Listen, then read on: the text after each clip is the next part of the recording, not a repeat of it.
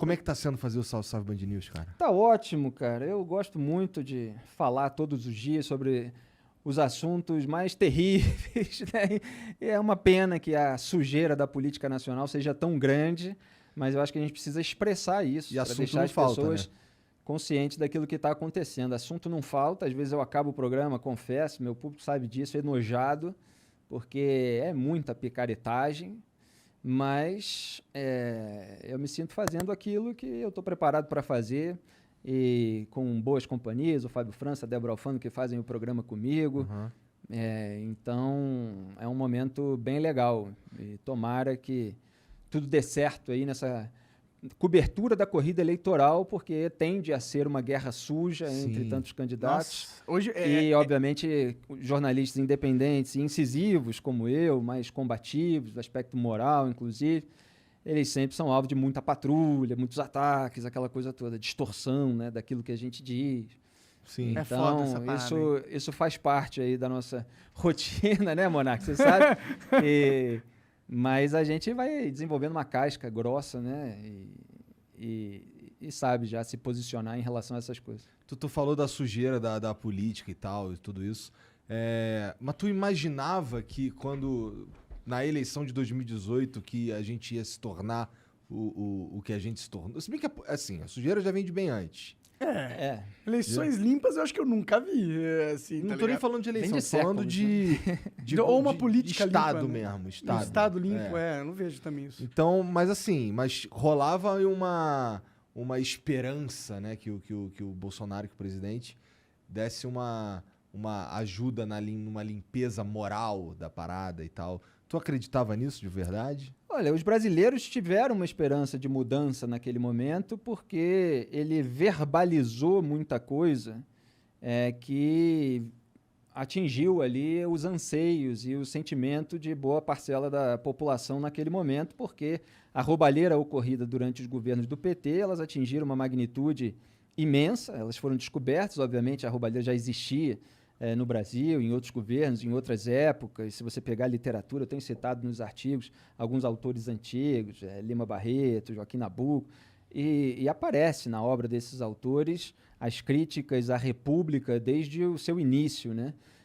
Estava lembrando hoje, talvez use aí nos próximos artigos, Paulo Prado também, que escreveu um livro extraordinário, que reflete muito aí o pano de fundo do que a gente vive hoje, mas naquele momento o Jair Bolsonaro usou ali um discurso que já existia por parte de vários colunistas, como eu e vários outros até que vieram antes de mim, e que não estava tendo representatividade na arena política, né?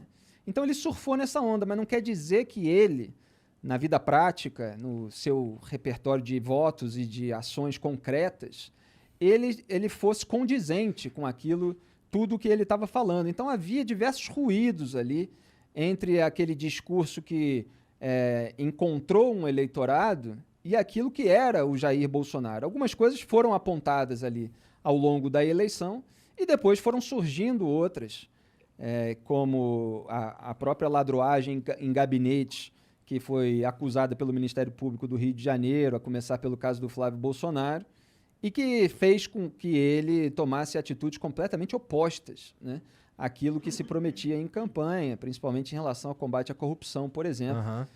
E aí há uma série de etapas e tal, das quais a gente pode falar, que eu falo há muito tempo e que estão aí se consolidando hoje. Pois é.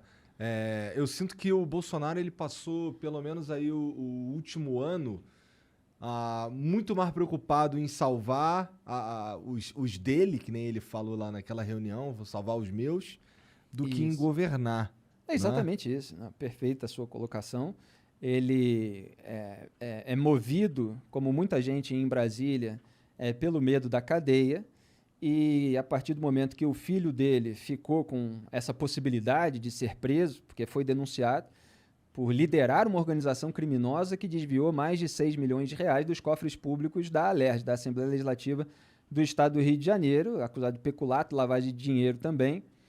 E aí ele precisou dentro da cabeça dele, evidentemente, não era o certo a se fazer, a mover uma série de peças e se aproximar cada vez mais de uma série de pessoas que ele dizia que iria combater, principalmente nos métodos dessa velha política. E aí ele foi se tornando, ele quer dizer, a maquiagem que ele passou na campanha eleitoral foi escorrendo, né? Sim. Até às vezes falam em trocar de pele, eu prefiro falar isso, que a maquiagem escorreu, quer dizer, aquele discurso que ele pegou ali emprestado de colunistas, de pessoas que apontavam essa lacuna de representatividade no debate público de determinadas ideias, de determinados elementos, aquilo foi jogado para a lata de lixo porque o importante para ele era o filé mignon dos filhos, era manter a impunidade, manter longe da cadeia.